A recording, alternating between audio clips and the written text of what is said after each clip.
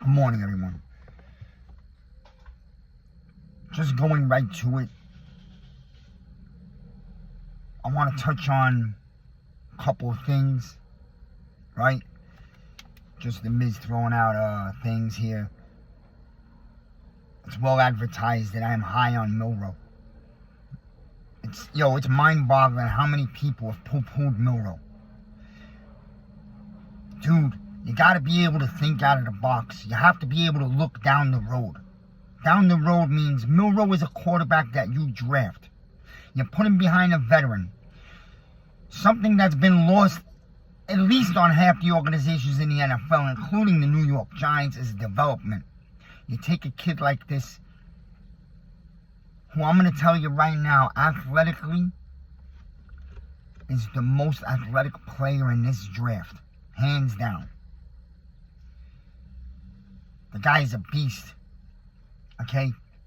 Guy has major speed and has a big-time rocket for an arm. Now, what does he got to work on? His anticipation of passing the ball and his accuracy. Something that can easily be worked on. It's not a kid that's quartering day one. You're bringing him in with the idea that I'm going to develop this kid over the next 2 years. That I already have a starter in place for him to sit behind and learn from. And coaching must coach. Coaching must teach, develop this kid. RPO quarterback. Dude, I'm not calling him Lamar Jackson. I'm telling you, he's of that style of football. He will run, scramble, open up, beat players with his legs all day long, and has a beast of a deep arm. You gotta work on his passing from the pocket, his anticipation. The ball has to get to the area as the receiver's arriving. He can't wait for a guy to turn around, do jumper jacks, and then throw him the ball, right? But if you have a running game and you got a Milrow, your RPO game can be ridiculous. And it's ironic because the best coach to be put in a lab with Milrow and develop him is actually Brian Dable. It's exactly his style of football.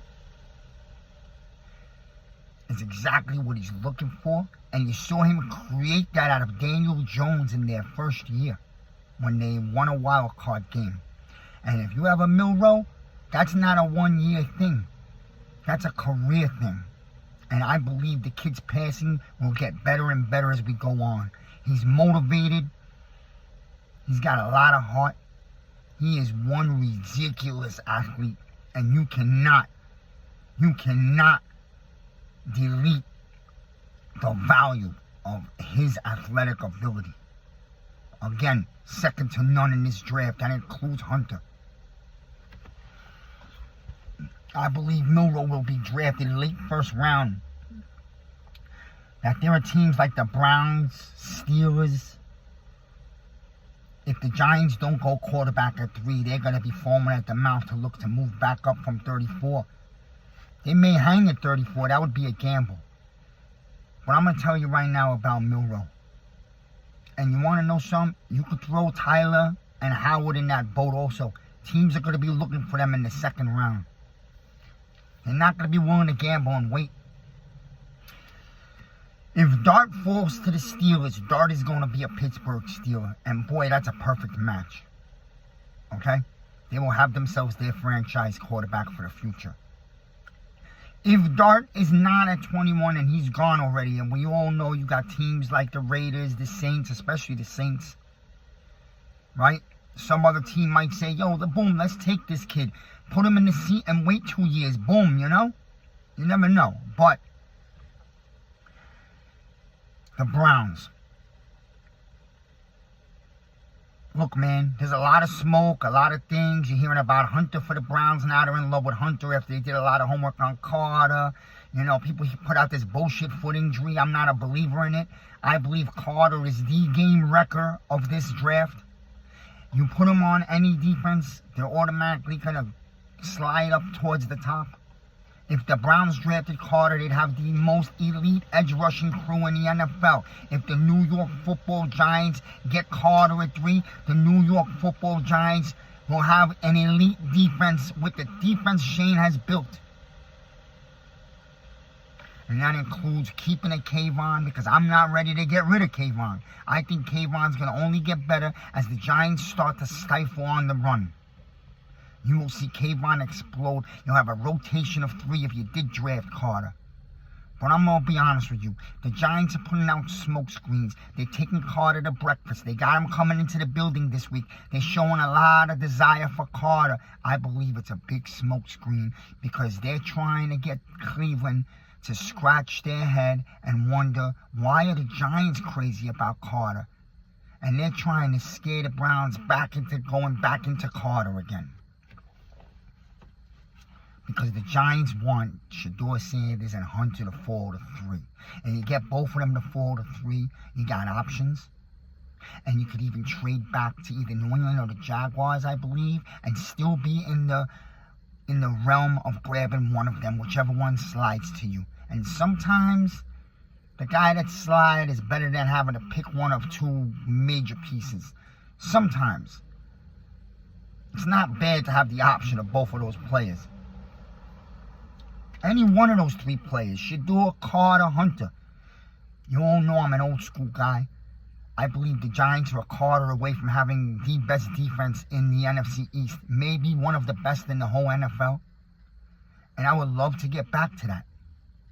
I understand the Giants need a young quarterback.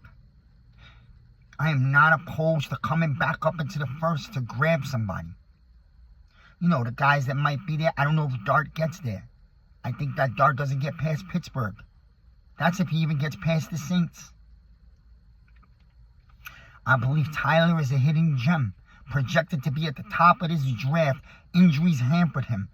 He's still a damn really good pocket passer, and you make the case he might be the most accurate QB in the draft, accuracy-wise.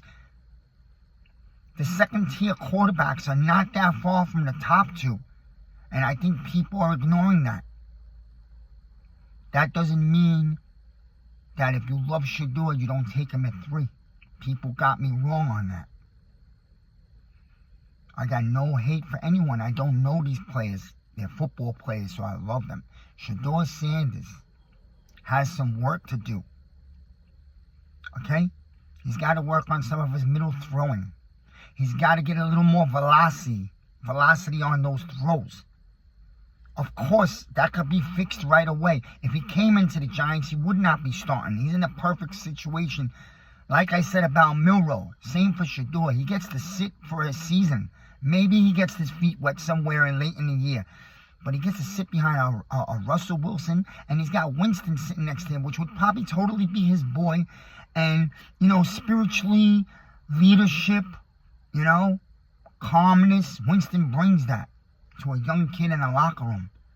Joke around, have a good time, have fun, kid. Here's my thing. I believe there's a lot of smoke being thrown out. There's a huge poker game behind in the dark going on between the Browns and the Giants. The Browns are playing games. The Giants are messing with the Browns mentally. The Giants are trying to sell the Browns that they're crazy about Hunter because I believe they want the Browns to grab Hunter. The Giants also won't tell you they love Shedeur right now because they don't want any team coming up like the Raiders and hopping them to the Browns to take him. They want some teams to believe they're not taking Shedeur and he's going to fall. That's not the case. You're going to hear stories every day. It's all a game right up till draft night now. I believe at the end of the day. And I do believe the Titans want it out of 1, but it may just not happen. And if they're forced to stay at 1, they're going to have to take Ward. But I believe deep inside, the Titans actually don't want Ward. They wanted to hop out, get a bunch of picks, and still get themselves a Hunter or a Carter. But they might be forced to stay at 1, and if they are, they're taking Ward. Because how do you not? And then I believe at the end of the day, the Browns are going to stay home. And they're going to take the guy we all thought they were going to take. And that's going to be Abdul Carter. And they're going to match him up with Myles Garrett. And they're going to have the best pass rusher in the NFL. And they are going to cause havoc in the AFC North. And at 3, where Hunter and Shador is there, and a lot of fans think the Giants are going to be crazy about Hunter. I believe at the end of the day, you can't go wrong either way. But I got this feeling that the Giants have done so much homework. And they've been so crazy about Shador. They literally lived at Colorado for the entire winter. They loved that pro day the other day. And they know that Shador Sanders' desire is to be a New York football Giant. He's going to bring the lights, star. He's going to reignite the Giants organization in New York City, New Jersey metropolitan area. And they need that. And on top of it, Mara is an owner. He cares about the business side, and that kid's going to generate money. Like Odell did when he was first brought to New York. And I believe the Giants are going to end up drafting Shador Sanders at 3. All these things, including needing a young QB in the building to make getting Russ Wilson and Winston count even more. Have a kid for them to work on and develop. And I'm a big believer in Brian Daboll. A lot of people have jumped off the train, but I believe Brian Daboll is still that coach. And I believe he is. He is a quarterback guru. And you got to give him a chance with some real quarterbacks.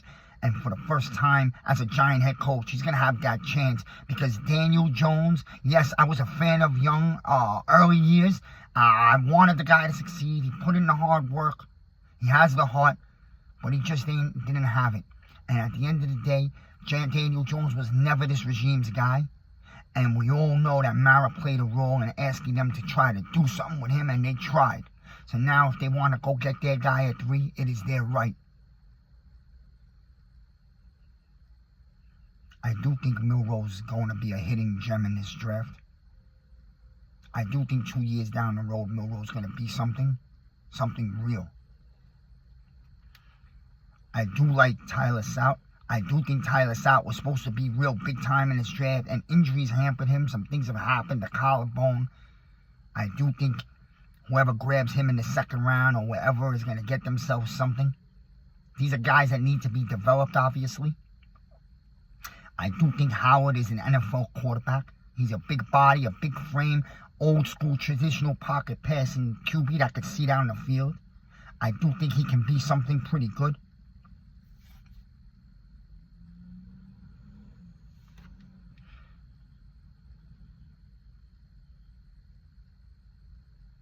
I actually think the second level QBs in this draft are going to be better than a lot of people are giving them credit to be. I'm going to sit back and watch. If the Giants want to take a player at 3, or if they have any trade back a spot or 2, don't go back too far. Get themselves a Carter or a Hunter. I'd understand it. It'd be exciting. And you probably know at 34, or they're trying to come back up into the late 1 to get a second level quarterback. But again, no matter how many stories come out every day, I believe these are stories that a game is being played between the Giants and the Browns. I haven't budged.